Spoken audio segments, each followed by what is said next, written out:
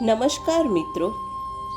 હિન્દુ ધર્મમાં અષાઢ મહિનાની દેવશયની એકાદશીનું ખૂબ મોટું મહત્ત્વ છે. એવું માનવામાં આવે છે કે આ દિવસથી ભગવાન વિષ્ણુ પૂરા 4 મહિના માટે ક્ષીરસાગરમાં યોગ નિંદ્રામાં ચાલ્યા જાય છે અને પૃથ્વી પર ચાતુર્માસની શરૂઆત થાય છે. પણ મિત્રો, શું તમે જાણો છો કે આ વ્રતની શરૂઆત પાછળ એક એવી રોમાંચક વાર્તા છુપાયેલી છે જે સાંભળીને તમારા રૂંવાડા ઊભા થઈ જશે. એક એવો સમય જ્યારે એક મહાન રાજાના સામ્રાજ્ય પર કુદરત રૂઠી ગઈ હતી. નદીઓ સુકાઈ ગઈ હતી અને પ્રજા ભૂખથી તડપી રહી હતી.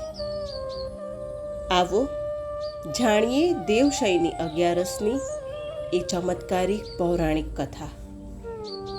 વાર્તા શરૂ થાય છે સત્યયુગથી.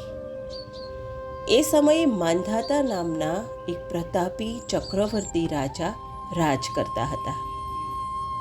રાજા માંધાતા એટલા ધાર્મિક અને ન્યાયી હતા કે તેઓ પોતાની પ્રજાને સંતાનની જેમ પ્રેમ કરતા. એમના રાજ્યમાં ન તો કોઈ ગરીબ હતું, ન કોઈ દુઃખી હતું. પરંતુ સમયનો ચક્ર બદલાયું. એક વર્ષ એવું આવ્યું કે જ્યારે રાજ્યમાં વરસાદ જ ન પડ્યો. લોકોને લાગ્યું કે કદાચ આવતા વર્ષે વરસાદ પડી જશે. જોતજોતામાં બીજું વર્ષ વીત્યું અને પછી ત્રીજું વર્ષ પણ કોરું ગયું. સતત 3 વર્ષ સુધી પાણીનું એક ટીપું આકાશમાંથી ન પડ્યું. નદીઓ અને તળાવોમાં ધૂળ ઉડવા લાગી. ખેતરો ફાટી ગયા. અનાજનો એક પણ દાણો ન પાક્યો. પરિસ્થિતિ એટલી ભયંકર બની ગઈ કે ભૂખના કારણે પ્રજા ત્રાહીમામ પુકારી ઉઠી. ભગવાનની પૂજા, અર્ચના અને યજ્ઞો પણ અન્ન વગર તો બંધ થઈ ગયા. પ્રજા રડતી કકડતી રાજાના દરબારમાં આવી અને અન્ન પાણીની ભીખ માંગવા લાગી. રાજા માંધાતાનું હૃદય આ જોઈને ચિરાઈ ગયું. તેઓ વિચારવા લાગ્યા, મારાથી એવું કયું પાપ થયું કે મારી પ્રજા આટલી મોટી સજા ભોગવી રહી છે. પોતાની પ્રજાને આ કાળમુખા દુષ્કાળમાંથી બચાવવા માટે રાજા માંધાતાએ એક મોટો નિર્ણય લીધો. તેઓ પોતાની સેના સાથે જંગલ તરફ ચાલી પડ્યા. તેઓ કોઈ એવા મહાત્માની શોધમાં હતા જે આ સમસ્યાનો ઉકેલ બતાવી શકે. ઘણા દિવસો સુધી જંગલમાં ભટક્યા અને પછી રાજા બ્રહ્માજીના પુત્ર અંગિરા ઋષિના આશ્રમે પહોંચ્યા. અંગિરા ઋષિ ખૂબ તેજસ્વી, એ ધ્યાનમગ્ન બેઠા હતા. રાજાએ દોડીને ઋષિના ચરણો પકડી લીધા અને રડતા અવાજે કહ્યું, હે મહાત્મા, મારું રાજ્ય બરબાદ થઈ રહ્યું છે. મારી પ્રજા ભૂખે મરી રહી છે. મને કૃપા કરીને આ પાપમાંથી અને આ મુસીબતમાંથી બચવાનો રસ્તો બતાવો. અંગિરા ઋષિએ પોતાની દિવ્ય દ્રષ્ટિથી જોયું અને હસીને કહ્યું, હે રાજન, ગભરાવાની જરૂર નથી. અષાઢ મહિનાની શુક્લ પક્ષની એકાદશી, જેને દેવશયની એકાદશી પણ કહેવાય છે, એ અત્યંત શક્તિશાળી છે. તું તારા રાજ્યમાં પાછો જા અને તારી પ્રજા, મંત્રીઓ અને પરિવાર સાથે આ વ્રત પૂરી શ્રદ્ધાથી કર.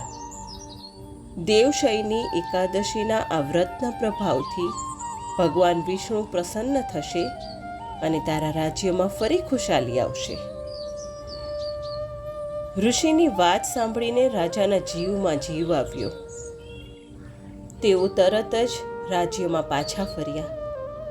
જ્યારે અષાઢ મહિનાની 11 આવી ત્યારે રાજા, રાણી, મંત્રીઓ અને તમામ પ્રજાએ એક સાથે મળીને દેવશયની એકાદશીનું નિયમથી અને પૂરી શ્રદ્ધાથી વ્રત કર્યું. ભગવાન વિષ્ણુની પૂજા કરી અને આખો દિવસ ભજન કીર્તન કર્યા. અને મિત્રો, પછી જે થયું એ ચમત્કારથી કંઈ ઓછું નહોતું. વ્રત પૂરું થતાં જ આકાશમાં કાળા ડિબાંગ વાદળો ઘેરાવા લાગ્યા. વીજળીના કડાકા સાથે એવો મુશળધાર વરસાદ પડ્યો કે સુકાયેલી નદીઓ ફરી વહેવા લાગી. જોત જોતામાં ધરતી લીલી છમ થઈ ગઈ. ખેતરો અનાજથી ઉભરાઈ ગયા અને પ્રજાના ચહેરા પર ફરી ખુશીની લહેરો દોડી ગઈ. આ વ્રતના પ્રભાવથી રાજા માંધાતાને અંતે મોક્ષની પ્રાપ્તિ પણ થઈ. તો મિત્રો, આ હતી દેવશયની એકાદશીની મહિમા કથા. મિત્રો, દેવશયની એકાદશીના દિવસથી જ પવિત્ર ચાતુર્માસ શરૂ થાય છે.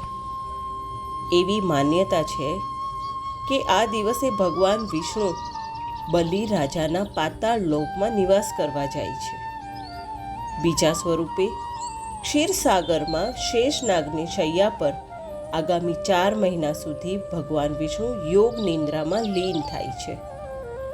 તેથી આ સમયગાળા દરમિયાન કોઈ પણ પ્રકારના મંગળ કાર્યો જેવા કે લગ્ન, જનોઈ કે વાસ્તુ થતા નથી. પરંતુ આધ્યાત્મિક સાધના માટે આ સર્વશ્રેષ્ઠ સમય છે. મિત્રો, પદ્મ પુરાણ અનુસાર દેવશયની એકાદશીનું વ્રત કરવાથી મનુષ્યના જાણે અજાણે થયેલા તમામ કાયિક, વાચિક અને માનસિક પાપોનો નાશ થાય છે. જે વ્યક્તિ આ દિવસે સાચા મનથી ઉપવાસ રાખે છે એને અશ્વમેઘ યજ્ઞ કરવા સમાન પુણ્ય ફળ પ્રાપ્ત થાય છે. મિત્રો, આ વ્રત રાખવાથી જીવનમાં આવતી નકારાત્મક ઉર્જા દૂર થાય છે. ઘરમાં અન્ન ધનના ભંડાર ભરાય છે અને માનસિક શાંતિ મળે છે. પૌરાણિક કથા મુજબ રાજા માંધાતાએ આ વ્રતના પ્રભાવથી પોતાના રાજ્યને ભયંકર દુષ્કાળમાંથી મુક્ત કરાવ્યું હતું અને અંતે મોક્ષ મેળવ્યો હતો. અને હા, આ જ દિવસથી કુમારિકાઓ માટે પવિત્ર ગૌરી વ્રત એટલે કે મોળાકાતના વ્રતની શરૂઆત પણ થાય છે.